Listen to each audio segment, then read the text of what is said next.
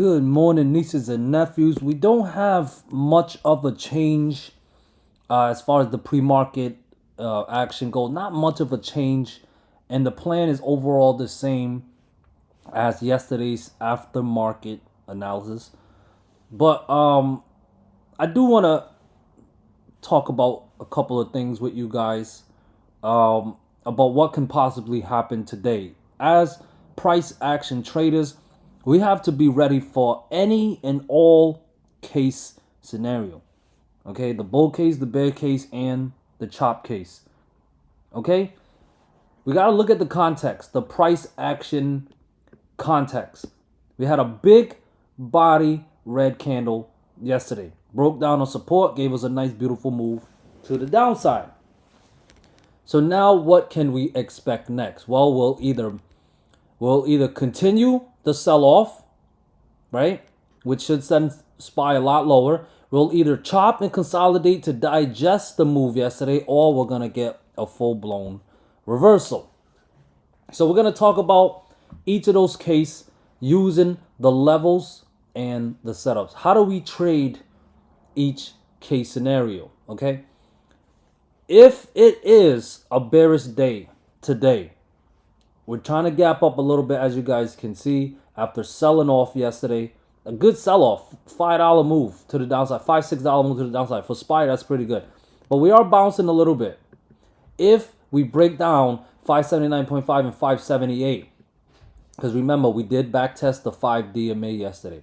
If we break down those two levels, that is a bearish sign to go short or keep holding your shorts, and we are heading down lower.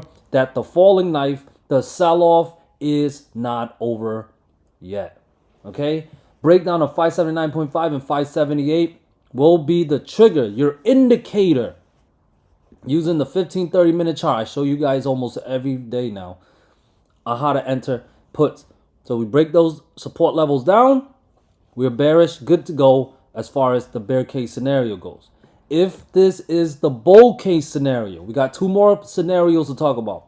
Right now is the bull case. If this is the bull case, remember, when we clear a level, it is healthy to see a back test. We cleared 578, we cleared 579.5. We back tested that zone. That is overall healthy to see and still overall bullish. What happens today and tomorrow is going to really tell us if it's bullish or not.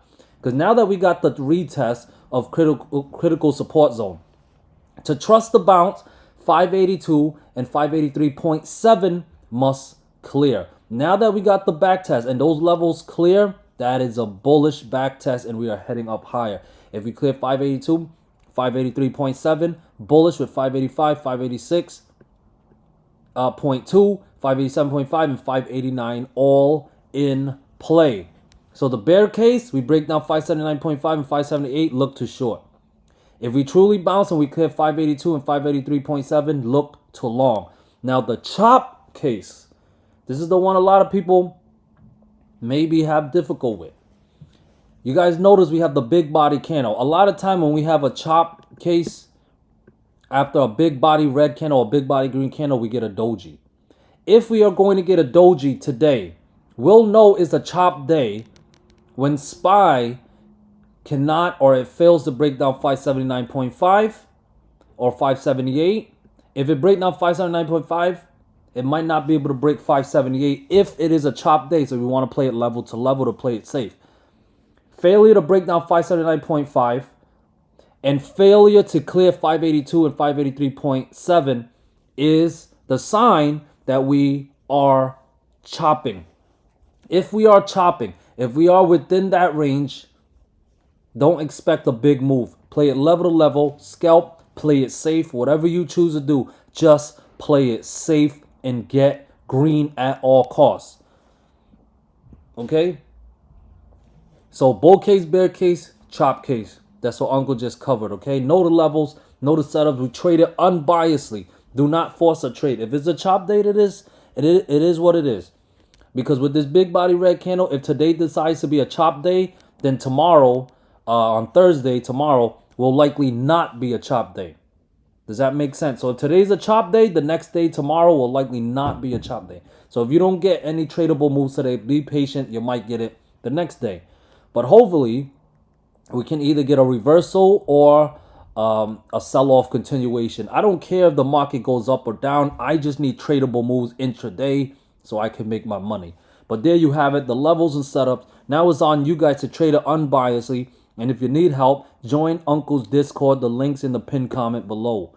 Triple Q, the same approach, sheep style approach. It's gapping up a little bit here. Okay, I got support at 491 and 489. Those two levels must fail. 489 defended as support yesterday, and technically yesterday's candle did close below 491. So bears must break down both those levels to trigger a move all the way down to the downside. Okay, you guys see this up trend line, this up pink trend line that I have here? Yeah, it wouldn't surprise me if we drop and give it a fourth touch. One touch, two touch, three touch. I wouldn't be surprised if we get a fourth touch. But if that's going to be a possibility, we got to break down 491, 489, and 487 to put those lower targets in play. If they break down those levels, guys, 491 and 489 fails, look to short. I'm going to trust the bounce only if we can recapture 493 and 495. Who cares if the market goes up or down? Just play the setups and get your money, then get the hell out. So if we clear 493 and 495, that's good for a long. Level to level style, 497 and 500 would be in play. NVDA, big sell-off yesterday, but once again, just barely closing above that 131.5 Fibonacci level, and we're gapping a little bit above. If we break that level down today, I highly doubt it's going to recapture because it's a lot weaker now. So if we break down 131.5, look to short with 130 or 128.5 in play. Play it level to level and then leave runners. Okay, if the market wants to give us a home run, your runners will catch it. Okay, if the market doesn't want to give us a home run, guess what? You took profit on majority of position, you're overall green. Okay, so we break down 131.5, I'm bearish. 130, 128.5, 127, 125 will all be in play. I will not trust this bounce unless 133 and 135 clears. If it does, 136.5, 138, and 140 will be back in play. Don't argue with the price action. Tesla's still chopping.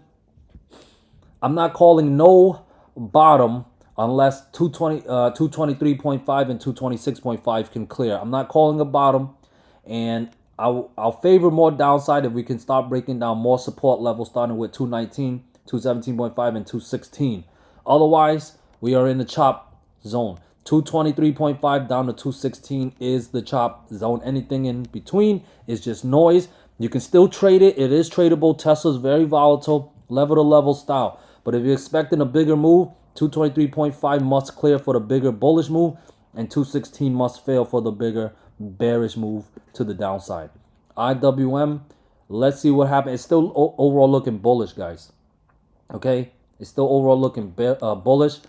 It's gapping up. If it can stay above 224.5, the next resistance are 226 and 228. Those levels clear. 230 or higher is incoming. I cannot go short unless 223 and 221.8 fails as support. Use the 15 to 30 minute chart, guys, if you're trading it intraday.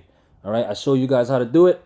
And yeah, I hope you guys found value in today's video. If you guys need more help or an extra pair of eyes or want to be part of a community with actually profitable traders, price action style, sheep style, definitely join Uncle's Discord. Other than that, have a great day. Peace.